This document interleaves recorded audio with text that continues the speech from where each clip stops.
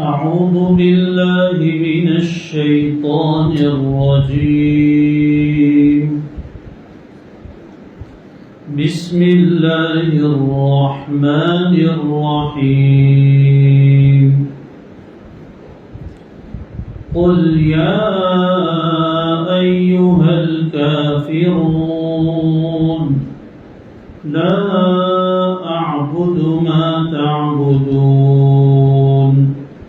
ولا أنتم عابدون ما أعبد ولا أنا عابد ما عبدتم ولا أنتم عابدون ما أعبد لكم دينكم ولي دين.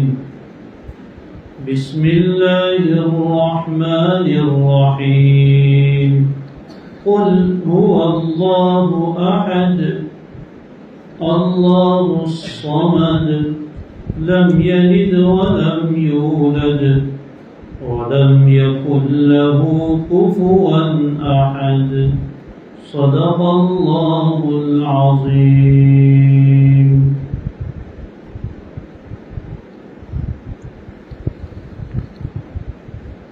درود شریف. اللهم صل على سيدنا محمد وعلى آل سيدنا محمد وبارك وسلم. اللهم انفعنا بما علمتنا وعلمنا ما ينفعنا وزدنا ربنا علما.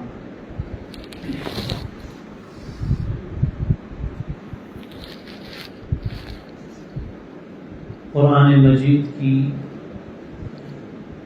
دو انتہائی عظیم سورتیں تلاوت کی گئی ہیں.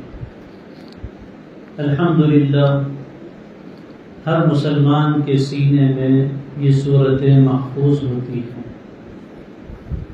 آخر کی یہ 4 سورتیں ہیں جنہیں 4 قل بھی کہتے ہیں، اس لیے کہ وہ قل سے شروع ہوتی ہیں. پہلی سورت کا نام ہے سورۃ الکافرون اور دوسری کا نام ہے سورۃ الاخلاص. قرآن کی سورتوں کے نام بھی ہمیں یاد ہونے چاہیے.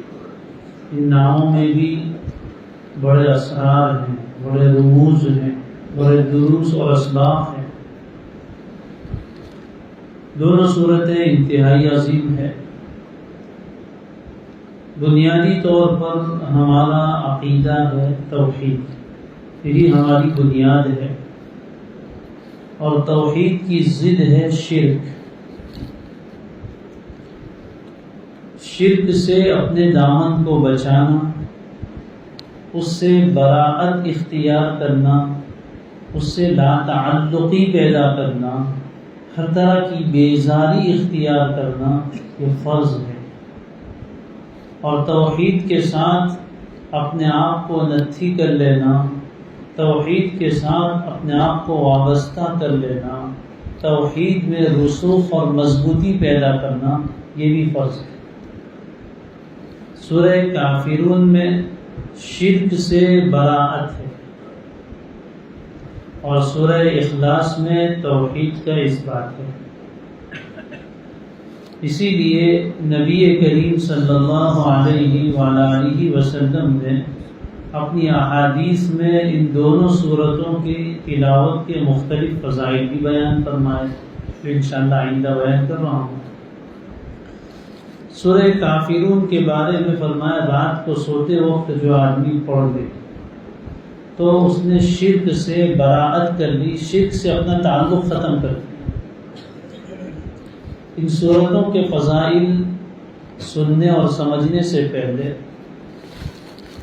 نفس توحید کی عظمت اور شرک کی قباحت دل میں ہونی چاہیے. بہت اہم آج کا یہ موضوع ہے، عقیدے سے تعلق رکھتا ہے، ایمان سے اس کا براہ راست تعلق ہے. جو کلمہ توحید ہم پڑھتے ہیں، لا الہ الا اللہ، بھی اس کا ذکر کیا، اس میں پہلے شرک کی نفی ہے اور پھر اللہ کی وحدانیت کا اثبات ہے. لا الہ کیا ہے؟ شرک کی نفی ہے، اور الا اللہ میں توحید کا اس بات اور ثابت کرنا ہے۔ تو جس طریقے سے ایک اللہ کو ماننا ضروری ہے، ویسے ہی شرک سے بیزاری بھی ضروری ہے۔ اس کو کہتے ہیں عقیدہ ولا اور عقیدہ برا۔ ہم اس ایمان والے ہیں تو ہمیں ایمان اور اس سے متعلقہ افراد سے محبت اور ولایت دوستی ہوگی، اور جو ایمان سے ہٹے ہوئے ہیں، شرک والے، ان سے براءت اور دشمنی کا اظہار بھی ضروری ہے۔ جیسے اللہ کے لیے محبت رکھنا، الحب فی اللہ، بہت بڑی نیکی ہے، اسی طرح البغض فی اللہ، اللہ کی خاطر کسی سے بغض اور دشمنی رکھنا، یہ بھی بہت بڑی نیکی اور ایمان کا حصہ ہے۔ اللہ تعالیٰ ہمیں سمجھائے، جب تک شرک کی قباحت، اس کا گھناؤنا پن، اس کی گھن اور نفرت دل میں نہیں ہوگی، وہاں تک توحید کی عظمت دل میں نہیں آ سکتی۔ عام طور پر ہم جس معاشرے میں رہتے ہیں اس کے اثرات سے انسان متاثر ہوتا ہے۔ کفر و شرک کے ماحول میں رہتے ہیں، اس لیے کفر و شرک کی نفرت اور اس کا بغض ہمارے دل میں نہیں۔ قرآن مجید یہ کہتا ہے ان الشرک لظلم عظیم،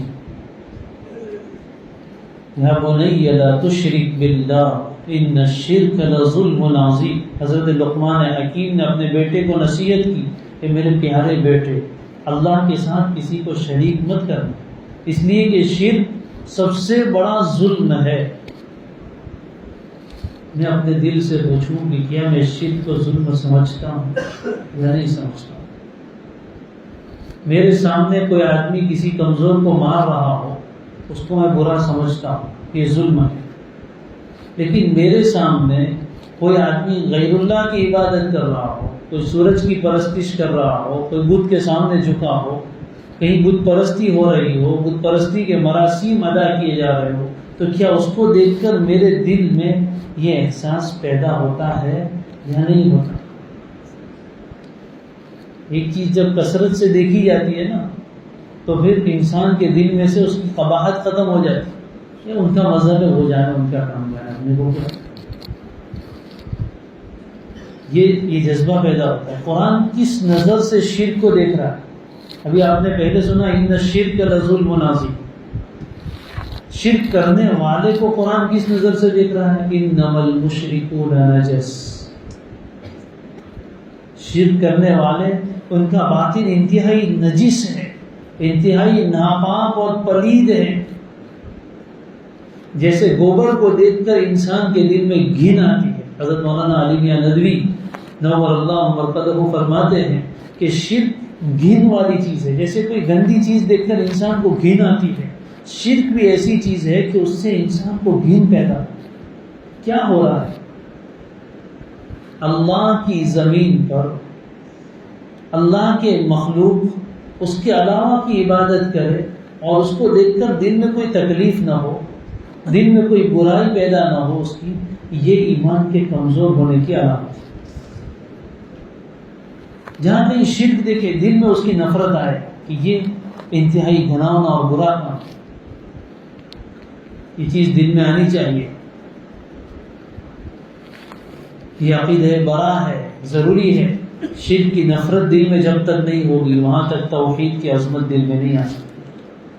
پھر اس کا اثر کیا ہوتا ہے؟ عام بول چال میں آپ دیکھتے ہیں، جیسے ایمان کی عظمت ہے ویسے مومن کی عظمت ہے، جیسے شرک برا ہے ویسے مشرک برا ہے۔ وَلَعَبْدٌ مُؤْمِنٌ خَيْرٌ مِّن مُشْرِكٍ وَلَوْ أَعْجَبَكُمْ، مومن ہے اور غلام ہے، آزادی غلامی کی زندگی گزار رہا ہے، لیکن وہ سب سے اعلیٰ درجے کے مالدار اور اصلی نسلی مشرک سے بہتر ہے۔ قرآن کہتا ہے اگرچہ تم کو مشرک اچھا لگے، لیکن سماج میں بول چال کیا ہوتی ہے؟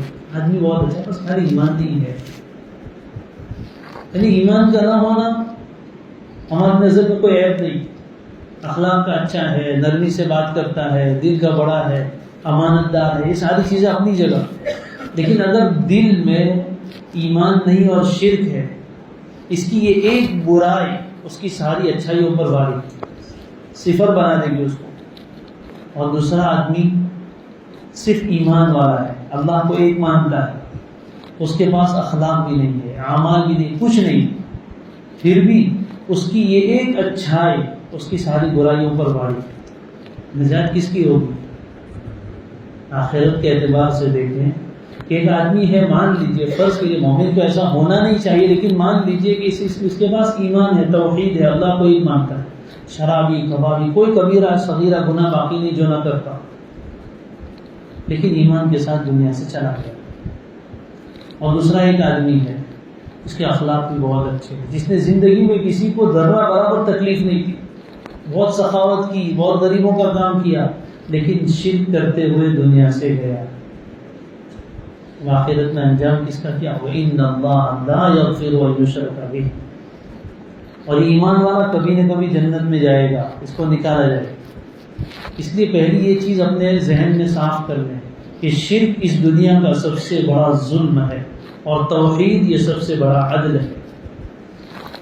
شرک جہاں کہیں وہ برا ہے، اس کی نفرت، اس کا گھناؤنا پن، اس کی برائی دل میں ہونی چاہیے. بت کو دیکھے جن کی اللہ کے علاوہ عبادت کی جاتی، اس کے ساتھ بغض ہو. حضرت ابراہیم کی زبان میں دیکھیے فَإِنَّهُمْ عَدُوٌّ لِّي إِلَّا رَبَّ الْعَالَمِينَ.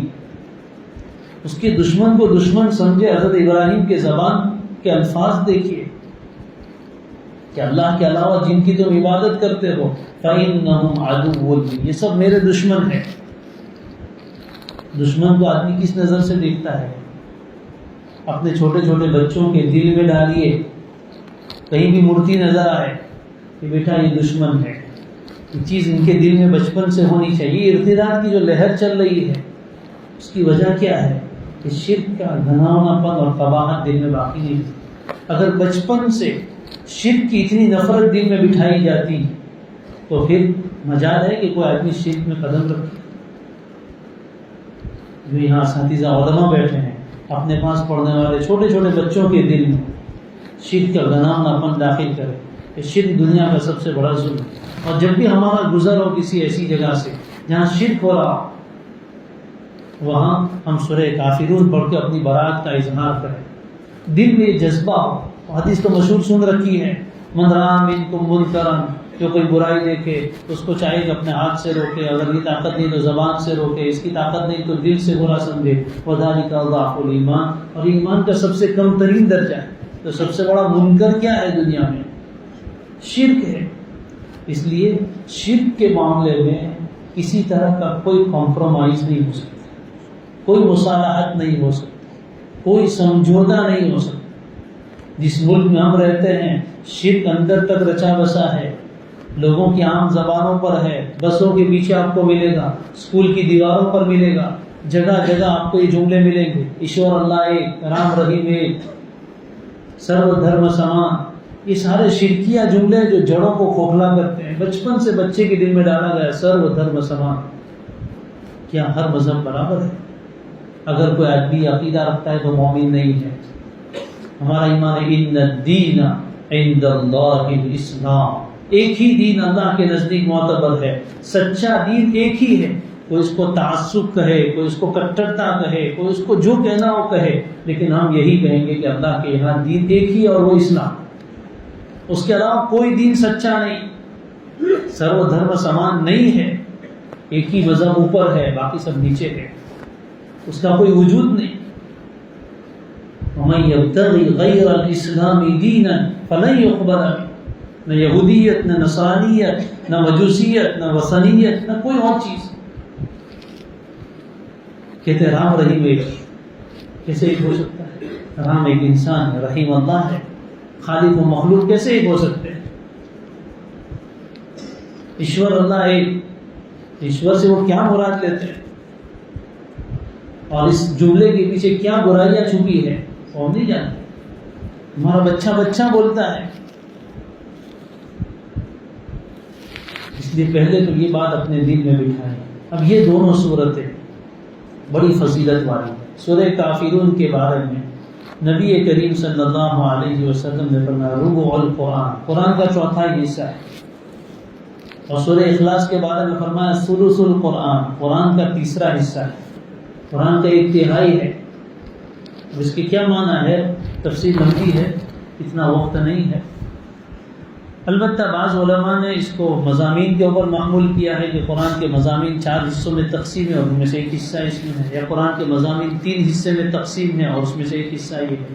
اور بعض حضرات نے اجر و ثواب پر معمول کیا ہے کہ پورا قرآن پڑھنے کا جو اصل ثواب ہے اس ایک سورت کے پڑھنے پر اللہ تعالیٰ اتنا ثواب دیتے جیسے قرآن کا چوتھا حصہ یا تیسرا حصہ پڑھنے پر ثواب ملتا ہے۔ یہ اللہ کا فضل ہے۔ فضائل القرآن ایک مستقل عنوان ہے۔ ویسے تو قرآن مجید کے بارے میں عام اصول ہے کہ اس کے ایک حرف پر 10 نیکی ملتی، لیکن کچھ صورتیں، کچھ آیتیں ایسی ہیں جس پر اللہ تعالیٰ کی طرف سے اجر و ثواب بڑھا دیا جاتا ہے۔ تو ان دونوں صورتوں کے بارے میں پھر آپ علیہ الصلوۃ والسلام نے ان 2 صورتوں کو اہتمام کے ساتھ پڑھا ہے، فجر کی سنت میں اور مغرب کی سنت میں۔ فجر سے پہلے کی 2 رکعت سنت میں زیادہ تر معمول سورہ کافرون اور سورہ اخلاص پڑھنے کا، مغرب کے بعد کی سنت میں پہلی رکعت میں سورہ کافرون، دوسری میں سورہ اخلاص۔ یہ دونوں صورتیں پڑھنے کا ہم معمول بنایا۔ وتر میں دیکھیں تو عام طور پر پہلی میں سورہ اعلیٰ، دوسری میں سورہ کافرون اور دوسری میں سورہ اخلاص، یہ معمول ہے۔ اس لیے ہم اہتمام کریں فجر کی سنت میں اور مغرب کی سنت میں ان 2 صورتوں کو پڑھنے کا اہتمام کریں۔ اور ابھی انشاءاللہ معنی سمجھیں گے تو سمجھ کر پڑھیں گے تو توحید مضبوط ہوگی اور شرک کی جڑ کٹتی چلی جائے گی۔ پھر سورہ اخلاص کے بارے میں مستقل فضائل آپ صلی اللہ علیہ وسلم نے بیان فرمائے۔ اللہ تعالیٰ ہمیں اس سورت کے ساتھ محبت عطا فرمائے۔ محبت سورہ اخلاص کے ساتھ، پورے قرآن سے محبت، لیکن سورہ اخلاص سے بطور خاص محبت۔ ایک صحابی تھے، اپنے قبیلے کے امام تھے، ان کا معمول یہ تھا کہ جب بھی نماز پڑھاتے ہر رکعت میں سورہ فاتحہ پڑھتے، اس کے بعد کوئی اور سورت پڑھتے اور پھر سورہ اخلاص پڑھ کے رکوع کرتے۔ دوسری رکعت میں بھی اسی طرح، ہر رکعت میں سورہ اخلاص۔ قبیلے کے لوگوں نے کہا کہ بھائی یہ کیا بات ہے، تم ایک تو سورہ فاتحہ کے بعد دوسری ایک سورت پڑھتے، پھر اس کو کافی نہیں سمجھتے، پھر سورہ اخلاص بھی پڑھتے، یا تو سورہ اخلاص پڑھو یا کوئی اور سورت پڑھو۔ انہوں نے کہا میں تو ایسا ہی کروں گا، تم کو امامت میں رکھنا ہو تو رکھو ورنہ کسی اور کو امام بنا دو۔ امام صاحب بھی بڑے غیرت مند تھے، لیکن لوگوں نے دیکھا کہ قبیلے میں اس سے اچھا کوئی آدمی نہیں ہے، اس سے نیک کوئی آدمی نہیں، اس لیے امام تو آپ کو ہی دینا ہے، آپ کچھ بھی کرو۔ لیکن پھر یہ شکایت پہنچی آپ صلی اللہ علیہ وسلم کے پاس کہ اللہ کے رسول یہ ایسا کرتے ہیں، ان سے پوچھیے۔ آپ صلی اللہ علیہ وسلم نے انہیں بلا کر پوچھا، اور ایک روایت میں کہ انہی کو کہا کہ ان سے پوچھو کہ ایسا کیوں کرتے ہیں۔ تو انہوں نے فرمایا کہ یا رسول اللہ صلی اللہ علیہ وسلم انی احبها، میں اس صورت سے محبت کرتا ہوں۔ کیوں؟ لأنها صفت الرحمن، اس لیے کہ خدا رحمان کی صفات پر مشتمل ہے، میں اس صورت سے محبت کرتا ہوں۔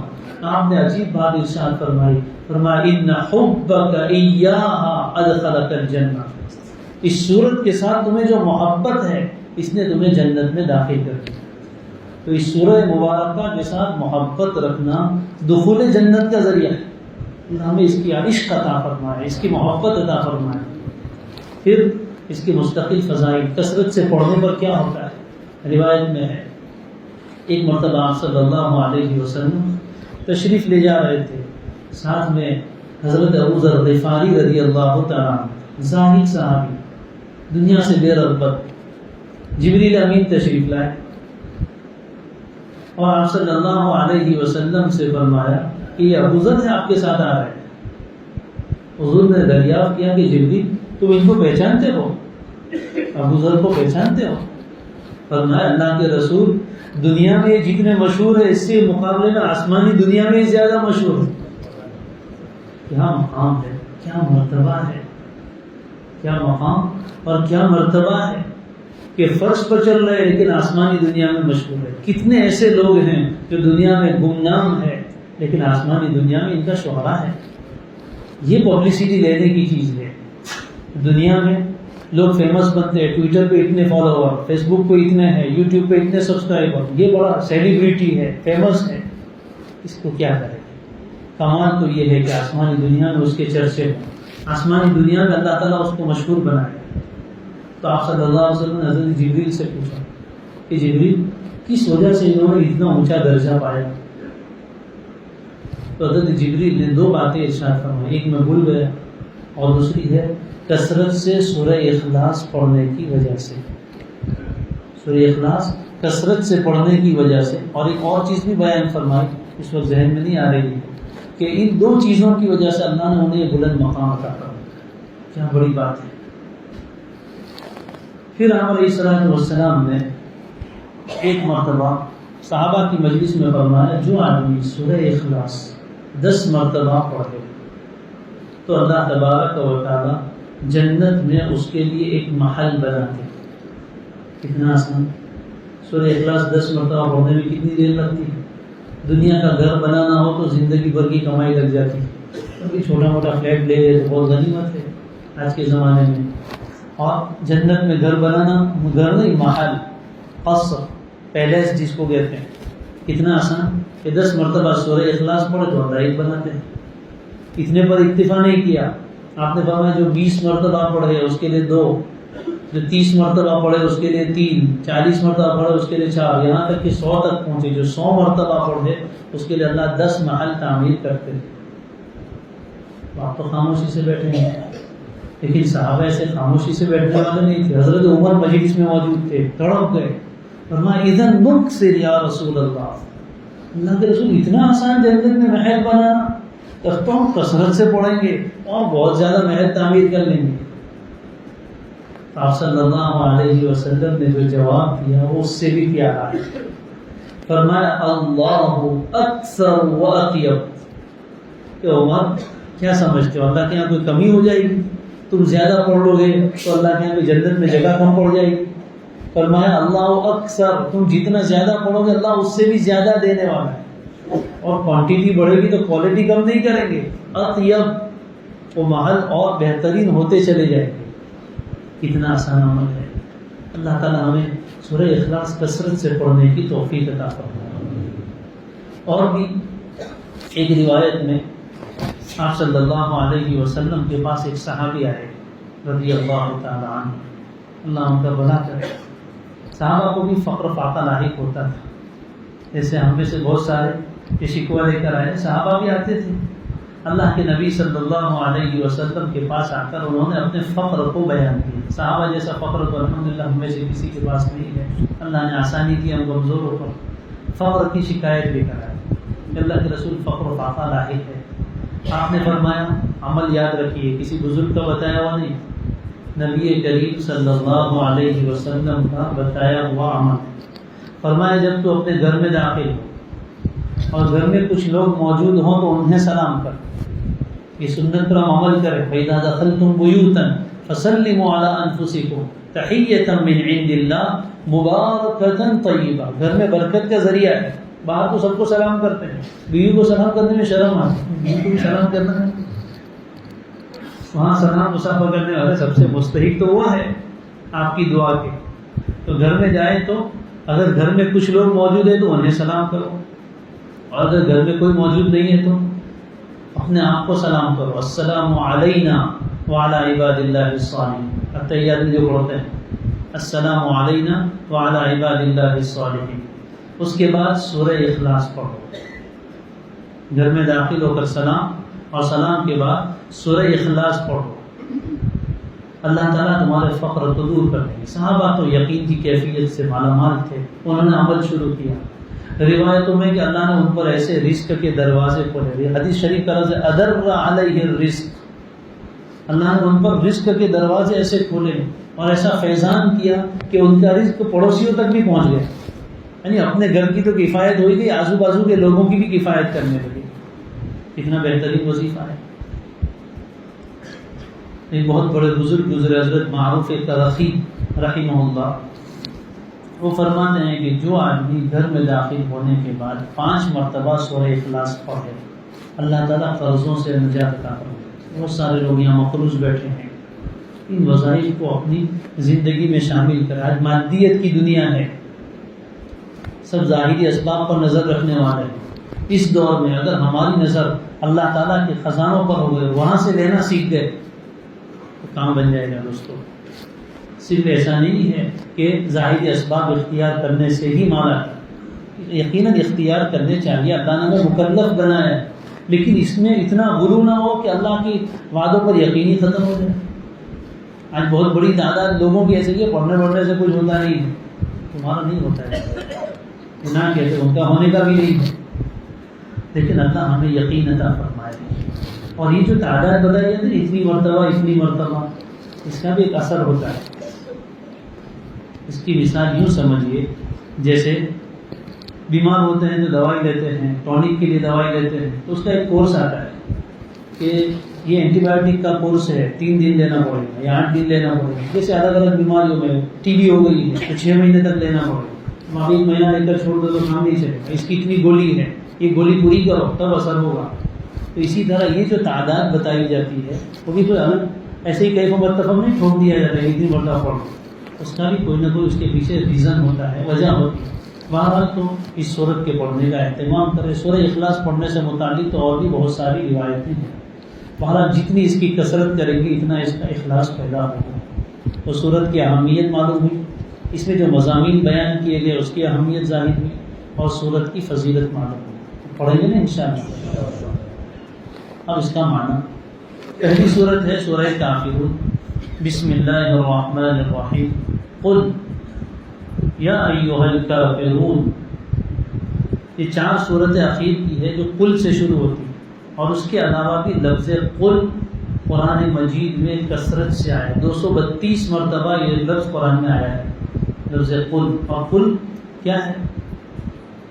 اے پیغمبر آپ کہہ دیجیے، نبی کریم صلی اللہ علیہ وسلم کی رسالت کا ثبوت ہے لفظ قل میں، کہ جو باتیں آپ سنا رہے ہیں آگے یہ اپنی جیب میں سے نہیں، اپنی طرف سے گڑھ کر نہیں، اللہ کی طرف سے آرڈر اور حکم ہے کہ قل، اے پیغمبر آپ کہیے۔ اب آپ کو کہے بغیر کوئی چارہ ہی نہیں، کہنا ہی پڑے گا۔ ایک حکمران گزرا ہے قذافی، شاید نام سنا ہوگا آپ نے، ماضی قریب میں گزرا ہے۔ اس بدبخت کو یہ سوجی قرآن نے تغیر کرو، اس نے کہا کہ یہ قل تو آپ صلی اللہ علیہ وسلم کے لیے تھا، اب آپ تو رہے نہیں، اب قرآن میں قل کی ضرورت نہیں، جتنے قل ہے اس کو نکال دو۔ اس نے ایسا ہی نسخہ بھی بنوایا قرآن کا، جس میں سے سب قل نکال دیے، لیکن الحمدللہ وہ چلا نہیں، اللہ تعالیٰ نے ایسا انتظام فرمایا اور وہ عبرتناک موت گٹر کے نالے میں مر کر چلا گیا۔ قل قرآن مجید میں عجیب اسرار و رموز کی چیز ہے، یہ کوڈ ہے قرآن کے، یہ چابیاں ہیں۔ قل، پیغمبر آپ کہہ دیجیے۔ اس صورت میں جو شروع میں لفظ قل آیا ہے، یہ کیوں لایا گیا ہے؟ عجیب بات ہے، امام رازی نے 43 وجوہات لکھی ہے، 43 وجوہات کہ کیوں لفظ قل یہاں لایا ہے۔ ہوا یہ تھا کہ آپ صلی اللہ علیہ وسلم نے جب توحید کی دعوت دینا شروع کیا اور شرک کی برائی کی، کھلے عام انی انا النذیر المبین، بتوں کے بارے میں اکیلے کھڑے ہو کر ان سے کچھ نہیں ہوتا، کہ جن کو تم نے اپنا معبود بنا لیا ہے، نفع پہنچا سکتے ہیں نہ نقصان پہنچا سکتے ہیں، برائیاں شروع کی بتوں کی، تو ظاہر ان پر بڑا گرا گزرا، پہلے تو روکنے کی کوشش کی، لیکن جب کسی طرح آپ باز نہیں آئے تو اب بات آئی سودے بازی کا۔ قریش کے کچھ بڑے بڑے سردار آپ صلی اللہ علیہ وسلم کے پاس آئے اور کہا کہ آپ نے تو ہمارے خاندان میں پھوٹ ڈال دی ہے، باپ بیٹے میں جدائی ڈال دی ہے، آپ ہمارے بتوں کو برا بنا کے ایک کام کیجیے، ایک سال آپ ہمارے معبودوں کی عبادت کیجیے، ایک سال ہم آپ کے معبود کی عبادت کریں گے، ہمارا کوئی جھگڑا نہیں، آپس میں صلح کر لیتے ہیں، سمجھوتا کر لیتے ہیں۔ بعض روایتوں میں یہ ہے کہ انہوں نے یہ پیشکش کی کہ آپ صرف ہمارے بتوں کو برا بھلا کہنا چھوڑ دو، بھلے عبادت مت کرو، لیکن ہمارے بتوں کی جو آپ برائی کرتے ہیں، ان کی عیب بیان کرتے ہیں، وہ چھوڑ دو، تو ہم بھی تمہارے معبود کو کچھ نہیں کہیں گے اور ہم بھی تمہیں نہیں چھیڑیں گے۔ یہ آفر لے کر آئے، پیشکش کی، صلح اور سمجھوتے کی۔ ہمارے یہاں بھی ہوتا رہتا ہے اور یہ تاریخ دہرائی جاتی رہتی ہے، جس ملک میں ہم رہتے ہیں، قومی ایکتا، وقتاً فوقتاً اس طرح کے نعرے لگتے ہیں، قومی یکجہتی کونسل ہوتی ہے، قومی ایکتا کے نام پر بہت ساری چیزیں ہوتی ہیں، بہت سارے پروگرام بنائے جاتے ہیں، بہت اچھی چیز ہے، سب مل جل کر رہے، آپس میں کوئی اختلاف نہیں، کوئی جھگڑا نہیں، آپس میں ایک دوسرے کی مار کٹائی نہیں، ایک دوسرے کے ساتھ دشمنی نہیں، بھائی چارے کے ساتھ رہے، اچھی بات ہے، اتحاد اتفاق رہے، لیکن یاد رہے اس اتفاق اور اتحاد کے لیے توحید کے بارے میں کوئی سمجھوتا کرنا، اس کے بارے میں کوئی کمپرومائز کرنا، اس کے بارے میں مداہنت اختیار کرنا، اس کے بارے میں نرم رویہ اختیار کرنا، یہ کسی طرح بھی جائز نہیں۔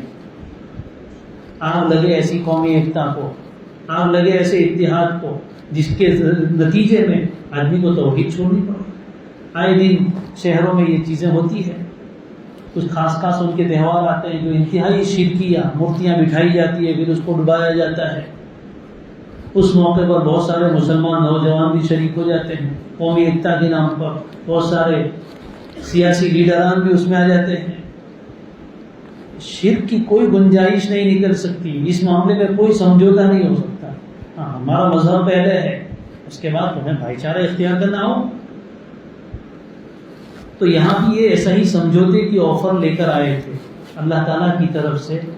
آپ صلی اللہ علیہ وسلم پر یہ سورت نازل ہوئی، قل، اے پیغمبر آپ کہہ دیجئے، آپ کو کہنا پڑے گا، کیا کہہ دیجئے؟ لہجہ کیسا سخت ہے، یا ایھا الکافرون، اے کافروں، ایک دم سخت اور کرخت لہجہ ہے۔ قل لانے کی ایک وجہ یہ بھی ہے کہ آپ صلی اللہ علیہ وسلم سے یہ توقع نہیں تھی کہ آپ اتنے سخت الفاظ استعمال کریں، کیونکہ آپ تو نرم طبیعت والے تھے، اللہ نے آپ کو بڑا نرم طبیعت والا بنایا تھا۔ حضرت موسیٰ کی شان الگ تھی، وہ تو بڑے جلالی تھے، ان کو تو کہنا پڑا فَقُولَا لَهُ قَوْلًا لَّيِّنًا، لیکن آپ صلی اللہ علیہ وسلم کی شان تو انتہائی نرم مزاجی کی تھی۔ آپ اس قدر سخت جملہ استعمال کریں توقع نہیں تھی، اس لیے کہا کہ نہیں آپ نے نہیں کیا، اللہ کی طرف سے حکم ہے کہ آپ اسی لفظ سے انہیں مخاطب کیجئے، کوئی اور لفظ استعمال نہیں کر سکتے۔ بھائی دوستو یہاں نہیں چلے گا، یا ایھا الکافرون، اے کافروں، انتہائی کرخت اور سخت لہجے میں فرمایا گیا۔ یہ شرک سے بیزاری کا اعلان ہے۔ آپ نے یہ سورت بیت اللہ کے پاس قریش کی جو مجلسیں لگی تھی وہاں کھڑے ہو کر سنائی، قل یا ایھا الکافرون، سب کو مخاطب کرے، سن لو کان کھول کر، لا اعبد ما تعبدون، تم یہ آفر لے کر آئے کہ میں تمہارے معبودوں کی عبادت کروں، سن لو، جن کی تم عبادت کرتے ہو نہ میں ان کی ابھی عبادت کرتا ہوں نہ آئندہ کبھی کروں، لا اعبد ما تعبدون۔ اور پھر ان سے کہا وَلَا أَنْتُمْ عَابِدُونَ مَا أَعْبُدُ، اور موجودہ حالت میں شرک کرتے ہوئے تم میرے معبود کی عبادت کرنے والے نہیں۔ اس لیے کہ اللہ کی عبادت میں تو کسی کو اعتراض نہیں۔ مشرکین جو بتوں کی عبادت کرتے تھے وہ بھی اللہ کو تو مانتے تھے، لیکن مسئلہ یہ تھا کہ اللہ کو بھی مانتے تھے اور دوسروں کو بھی مانتے تھے، اللہ کو ہی نہیں مانتے تھے۔ اللہ کی عبادت تو کرتے ہیں بلکہ کہتے ہیں مَا نَعْبُدُهُمْ إِلَّا لِيُقَرِّبُونَا إِلَى اللَّهِ زُلْفَىٰ، ان بتوں کی عبادت ہم اس لیے کرتے ہیں کہ ہمیں اللہ سے قریب کر دیں، یہ تو ہمارے سفارشی بنیں گے۔ تو مسئلہ تو یہی تھا، اللہ کو مانتے تو ہم بھی مانتے، تم بھی مانتے ہو۔ اب جو برائی تھی وہ تھی اللہ کے ساتھ دوسروں کو ماننے میں۔ فرمایا تم جب تک ان دوسرے معبودوں کی عبادت کرتے رہو گے وہاں تک تم میرے معبود کی سچ میں عبادت کرنے والے نہیں کہے جائیں گے۔ اللہ کہہ یہ عبادت معتبر نہیں، ایک مرتبہ نہیں، دوسری مرتبہ پھر واپس وَلَا أَنَا عَابِدٌ مَا عَبَدتُّمْ، جن معبودوں کی تم عبادت پہلے کی ہے یا آئندہ کرو گے میں ان کی عبادت کرنے والا نہیں ہوں۔ وَلَا أَنْتُمْ عَابِدُونَ مَا أَعْبُدُ، اور نہ تم میرے معبود کی عبادت کرنے والا۔ بار بار بعض علماء فرماتے تکرار ہے تاکید کے لیے، کہ اگر عرب کا دستور یہ تھا کہ نہیں اور نہیں، یہ تاکید ہوتی، صرف نہیں کہے تو سامنے والے کو رہتا ہے کہ یار ابھی نہیں تو بعد میں مان لے گا، لیکن پہلی مرتبہ میں انکار اتنا کہ نہیں کروں گا اور نہیں کروں گا، تو سامنے والے کی توقع ہی ختم۔ ایک مرتبہ آفر لے کے آئندہ آنے کی ہمت کرنا ہی مت، یہ ہو ہی نہیں سکتا۔ اس لیے کہ یہ لوگ ایسے شرک کے پکے تھے، کٹر تھے کہ صلح کی رعایت تب بھی شرک کا دم چھلا ساتھ لے کر آئے تھے۔ اس لیے کہ اس صلح میں انہوں نے تو کچھ چھوڑا نہیں، سب کچھ چھوڑنا ہم کو ہے۔ اس لیے کہ اللہ کو ماننے میں تو کسی کو شک نہیں، تم اگر اللہ کو مانتے تو اس میں کون سا نیا کام ہے، وہ تو پہلے سے ہی مانتے تھے۔ مسئلہ تو ہمارا یہ تھا کہ اللہ کے علاوہ کسی کو نہیں ماننا ہے، تو اس کو تو تم چھوڑنے کے لیے تیار نہیں، اور ہم اپنی توحید چھوڑ دیں اور تم اپنا شرک پھر بھی نہ چھوڑو، یہ کیسے ہو سکتا ہے؟ ایسا سمجھوتا ہم نہیں کر سکتے۔ اور نبی کے سامنے آفر لے کر آئے، تو پھر ہما شما کا کیا کہنا؟ اس لیے اس معاملے میں بہت ڈھیل ہو جاتی ہے، آدمی سمجھوتا کوئی کمپرومائز نہیں ہو سکتا۔ توحید پہلے ہے۔ اگر ہمارے بچوں کو شرک سکھایا جا رہا ہے، چاہے ہمارے بچے جاہل رہ جائیں تو ہمیں کوئی پرواہ نہیں، لیکن ہم ایمان کا سودا نہیں کر سکتے۔ اگر ہمارے بچوں کو سوریہ نمسکار پر مجبور کیا جائے، اٹھا لو اپنے بچوں کو، نہیں پڑھائیں گے، جاہل رہے تو چلے گا، لیکن ہمارے بچے کا ایمان چلا جائے، آخرت کی ہمیشہ کی زندگی برباد ہو جائے، ہم اس کو برداشت نہیں کر سکتے۔ توحید کے معاملے میں بڑی مضبوط اور ٹھوس ہمارے پاس بنیاد ہونی چاہیے۔ توحید کی امانت سینوں میں ہے ہمارے، آسان نہیں مٹانا نام و نشاں ہمارا، یہ جذبہ ہونا چاہیے۔ بچے میں توحید گھٹی میں پڑ جائے کہ نہیں ہو سکتا۔ اور آخر میں فرمایا گیا لکم دینکم ولی دین، تمہیں تمہارا دین مبارک ہو، میرے پاس تو میرا دین ہے۔ یہ جملہ برات کے لیے ہے۔ دیکھیے تفسیر عثمانی، یہ آخری جملہ برات کے لیے، لیکن لوگ اس کا مس یوز کرتے، غلط استعمال کرتے کہ قرآن نے تو کہا ہے لکم دینکم ولی دین، تم تمہارے دین پر عمل کرو، ہم ہمارے دین پر عمل کریں گے۔ یہ ڈھیلا لہجہ نہیں ہے، یہ برات کے لیے ہے کہ جب تم کسی طرح اتنے دلائل کے باوجود توحید پر ایمان نہیں لاتے تو ٹھیک ہے، مرو کفر و شرک میں، لیکن ہم تو اپنے دین کو چھوڑنے والے نہیں۔ یہ اس جملے کا مفہوم ہے۔ لیکن بہت سارے تحریف کرنے والے آپ کو ایسے علماء بھی ملیں گے جو لکم دینکم ولی دین کا غلط معنی بیان کرتے کہ قرآن نے کہا ہے بھائی تم تمہارے دین پر عمل کرو، ہم کسی کو چھیڑیں گے نہیں۔ تو شرک پر راضی ہے، علماء کا متفقہ فیصلہ ہے رضا بر شرک شرک ہے۔ کوئی آدمی شرک پر راضی اگر ہوتا ہے تو مشرک ہو جائے۔ کوئی آدمی یوں کہے کہ اگر میں نے یہ کام کیا تو میں مشرک ہو کر مروں، علماء سے پوچھیے اس کا کیا حکم ہے۔ تو شرک انتہائی، یعنی 440 واٹ کا جو کرنٹ لگتا ہے یا اس سے زیادہ واٹ کا، اس سے بھی زیادہ خطرناک چیز ہے کہ اس پر یوں ٹچ کرے اور آدمی ایک سیکنڈ میں جل کے خاک ہو جائے۔ جتنا ہائی پاور کا کرنٹ ہوتا ہے، شرک روحانیت کے اعتبار سے اس سے بھی زیادہ ہائی وولٹیج کا کرنٹ ہے۔ آدمی پوری زندگی عبادت کرے اور ایک لمحے کے لیے شرک کرے، ساری زندگی کی نیکیاں خاک میں مل جائے۔ شرک کی قباحت کو کوئی معمولی نہ سمجھے، اپنے دل میں اس کی قباحت کوٹ کر بٹھائیں، تبھی ایمان کی عظمت ہوگی، اس کے بغیر توحید کی عظمت نہیں آ سکتی۔ بہرحال یہ سورہ کافرون ہے، ہمیں بار بار نمازوں میں اور اپنے علاوہ مندروں کے پاس سے گزر ہو، شرکیہ مراسم کے پاس سے گزر ہو، اپنے دل میں پڑے قل یا ایھا الکافرون لا اعبد ما تعبدون ولا انتم عابدون ما اعبد ولا انا عابد ما عبدتم ولا انتم عابدون ما اعبد لکم دینکم ولی دین۔ کہ اللہ تعالیٰ کے ساتھ اپنا معاہدہ مضبوط کرتے رہے، اپنے دل کو یاد دلاتے رہے کہ میں یہ کام نہیں کر سکتا۔ یقین جانیے بت پرستی میں بڑی کشش ہے۔ حضرت ابراہیم کو دیکھیے، کون ہے؟ بتوں کو توڑنے والے، بت شکن ہے، لیکن دعا کیا کر رہے ہیں؟ وَجْنُبْنِي وَبَنِيَّ أَن نَعْبُدَ الْأَصْنَامَ۔ تعجب ہوتا ہے کہ حضرت ابراہیم یہ دعا کر رہے ہیں، اللہ مجھے بھی بچا اور میری اولاد کو بھی بچا بتوں کی پوجا کرنے سے۔ کیا بھلا حضرت ابراہیم سے کہیں یہ توقع ہو سکتی ہے؟ ایک تو اللہ کے نبی، دوسرے کے بتوں کے اتنے بڑے دشمن جنہوں نے فجعلہم جزازا، چورے چورا کر دیا بتوں کا، وہ دعا کر اللہ بت پرستی سے مجھے بچانا۔ ہم نے کبھی دعا کی کہ اللہ مجھے بت پرستی سے بچانا، میری اولاد کو بچانا؟ یہ دعا ہے انبیاء کی۔ ہمارے استاد فرمایا کرتے تھے بھائی بت پرستی میں بڑی کشش ہے، آدمی تھوڑے دن ایسے مشرکانہ ماحول میں رہ جائے نا تو اس کا بھی دل اس کی طرف لگتا ہے۔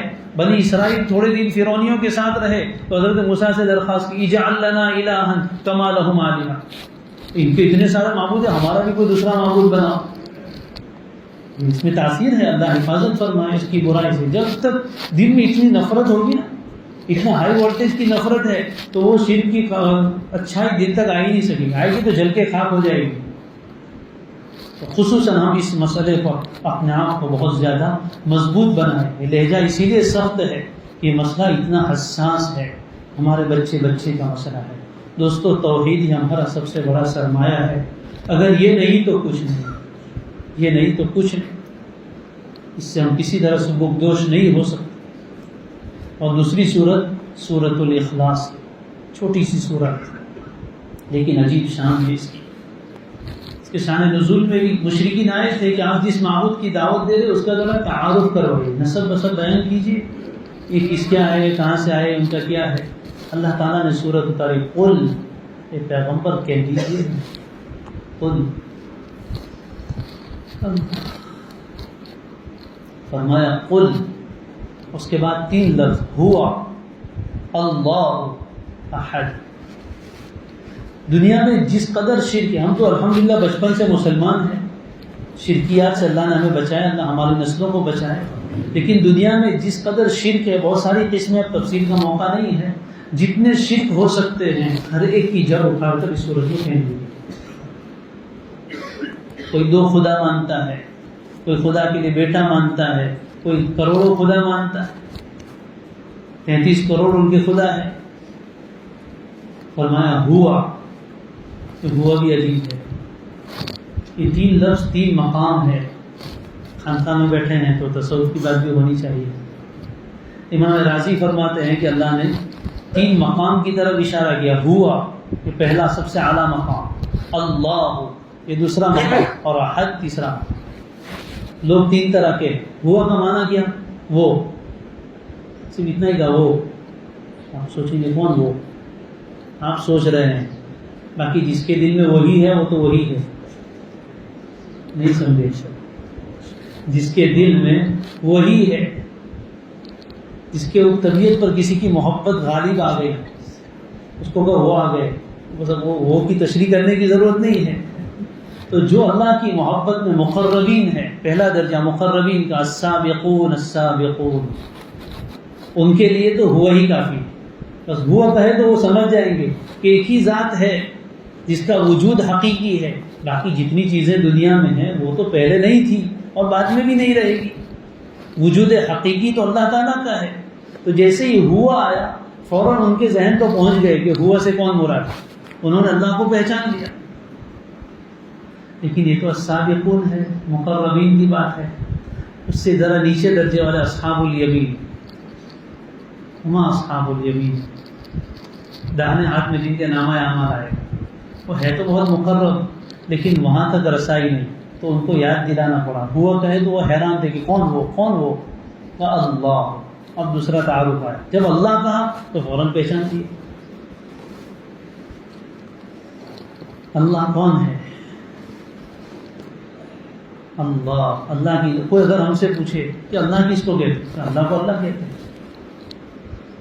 جیسے کوئی بچے کو پوچھے ابا کس کو کہتے ہیں، ابا کو ابا کہتے ہیں۔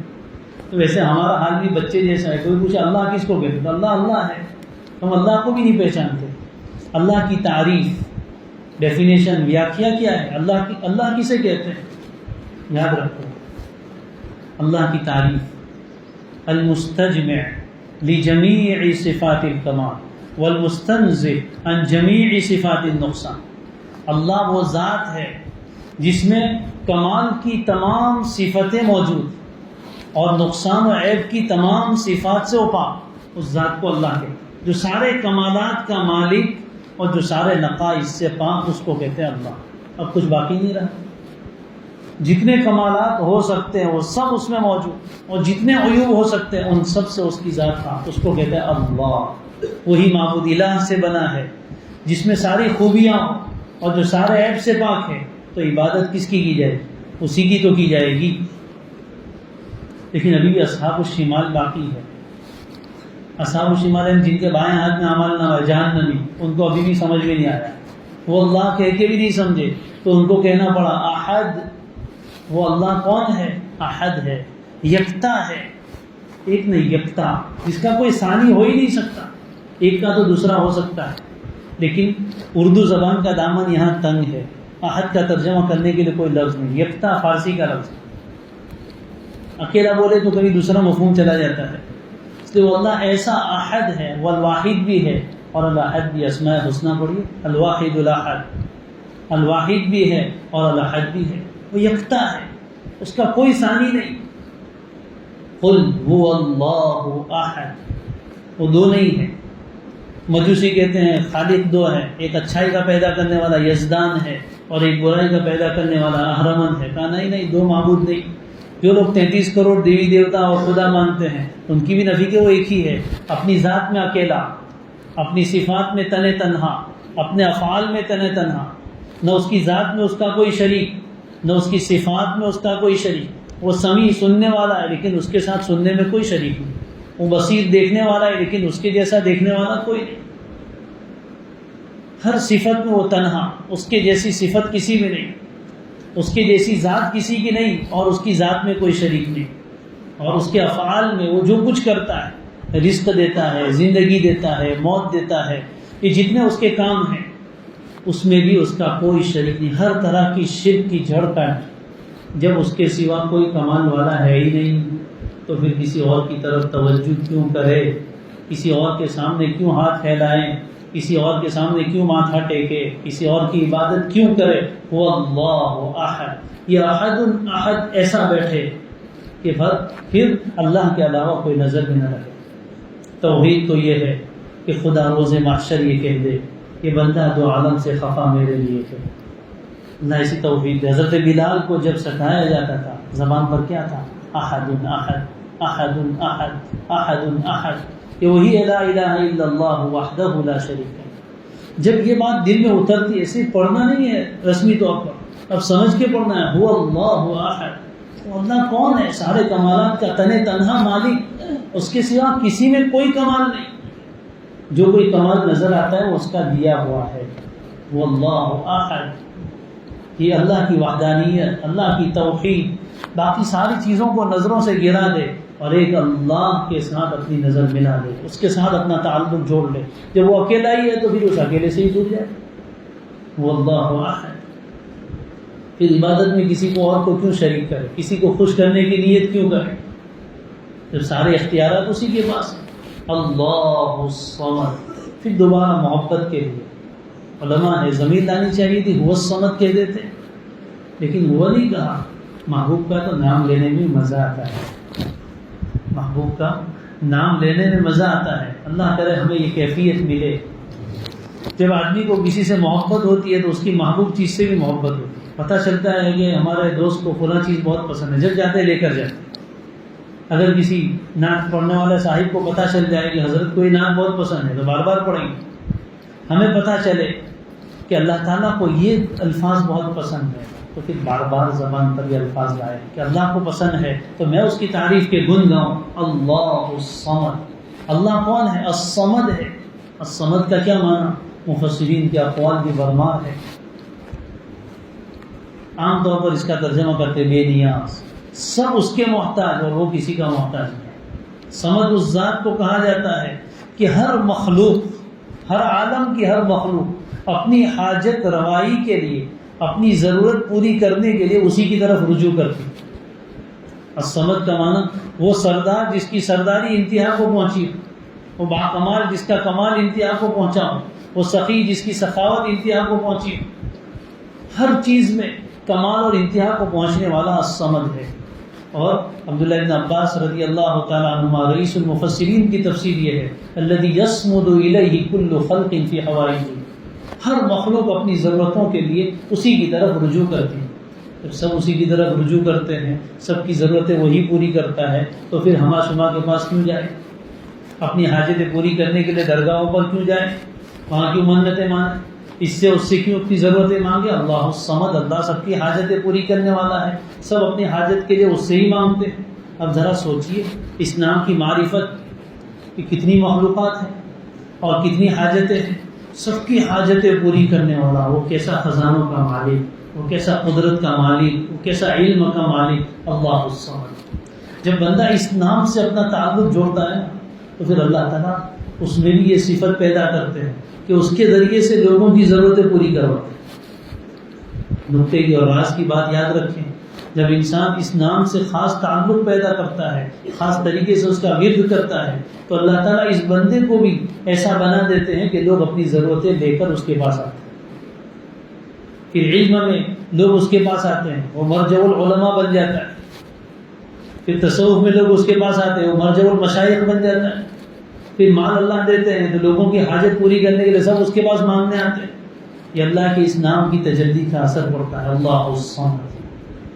پھر آگے فرمایا لم یلد، اس کی کوئی اولاد نہیں ہے۔ عیسائیوں نے حضرت عیسیٰ کو، یہودیوں نے حضرت عزیر کو، اور مشرکین نے فرشتوں کو اللہ کی بیٹیاں بنا لیا، سب کی نفی۔ لم یلد، اس کی کوئی اولاد نہیں، اس کے پاس خزانے اولاد کے لیے باقی چھوڑنے کا نہیں ہے، سب دینے کے لیے۔ آدمی بخیلی کیوں کرتا ہے؟ میرے پیچھے میرے بچے بھی ہے، ان کا کیا ہوگا، اس کے لیے جمع کر کر کے رکھتا ہے۔ یہاں تو کوئی ہے ہی نہیں۔ لم یلد، وہ اس طرح کی چیزوں سے پاک ہے۔ ولم یولد، اور نہ وہ کسی کی اولاد ہے، وہ کسی سے پیدا نہیں ہوا اور اس نے کسی کو جنا نہیں،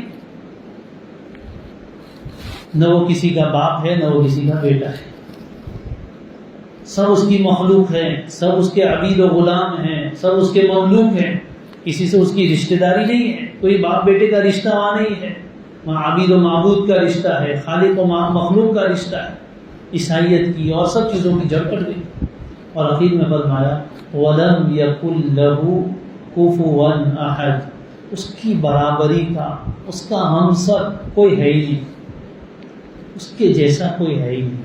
اس بات ختم، ون مین شو، اس کے جیسا کوئی ہے ہی نہیں۔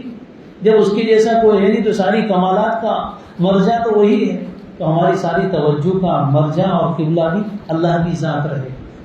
سورت ہے سورت الاخلاص، لیکن اس میں اخلاص کا کہیں لفظ نہیں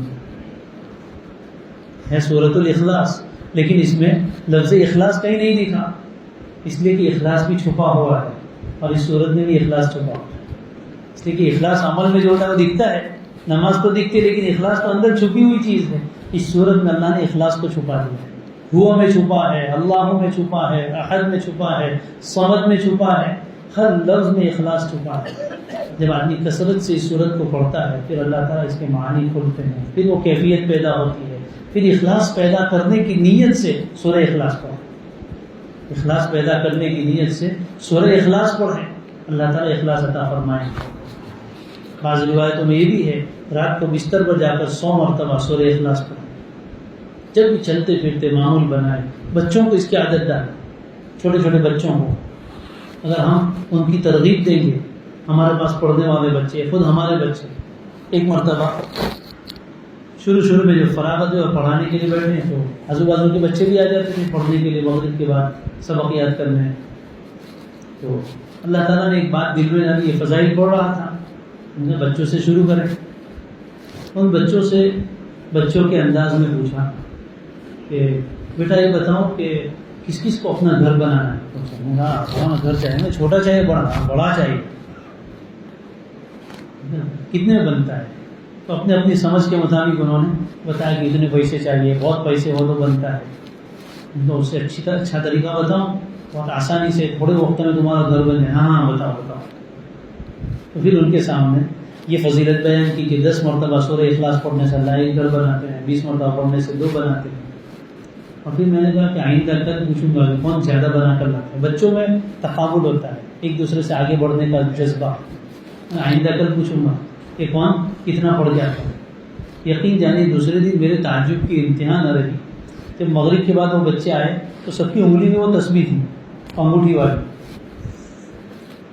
کیونکہ یاد رکھنے کا تھا، کتنا ریکارڈ بتانے کا کہ کتنا پڑھا ہے، تو کوئی 100 مرتبہ کوئی 200 مرتبہ پڑھ کے لائے۔ پھر میں نے اپنی آنکھوں سے منظر بھی دیکھا کہ کھیلتے کھیلتے کرکٹ کھیل رہے ہیں اور سورہ اخلاص چالو ہے۔ اسکول میں پڑھتے تو مجھے بند کروانا پڑا کہ کلاس میں بیٹھ کے وہ سورہ اخلاص پڑھتے ہیں، سبق بھی دھیان نہیں دے رہے، اور یہ چونکہ علماء مکتب پڑھانے والے بھی بیٹھے ہیں، آپ بچوں کا جذبہ ہمیں اندازہ نہیں ہے۔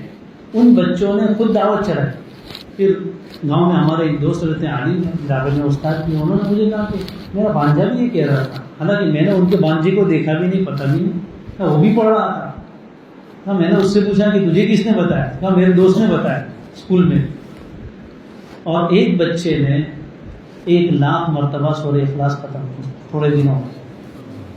اس بچے نے میرے سے نہیں سنا، جس بچے کو بتایا تھا اس نے اس کو بتایا تھا، ایسا ہے تو میں پڑھوں گا، اور اس نے 1,00,000 کی تعداد پوری کی۔ جس بچے نے بچپن میں اتنی سورہ اخلاص پڑھی، کیا اس کے اندر سے توحید نکلی، عادی بنائے سورہ اخلاص کا۔ اللہ تبارک و تعالی ہم سب کو اخلاص کامل اس صورت کی برکت سے عطا فرمائے. اللہ تعالی شرک سے مکمل برات عطا فرمائے اور ہمیں ہماری نسلوں کو قیامت تک ہماری نسلوں میں کوئی ایک انسان بھی ایسا نہ آئے جو توحید کے علاوہ کسی اور عقیدے. اللہ توحید کی بنیادوں کو مضبوط کرے اور حضرت ابراہیم علیہ السلام کو اللہ نے توحید کا جذبہ دیا تھا, اللہ تعالیٰ اس کا کچھ حصہ ہم سب کو بھی عطا فرمائے اور اس شرکیہ ماحول میں اللہ توحید پر استقامت عطا فرمائے. آمین. وآخر دعوانا ان الحمد للہ رب العالمین.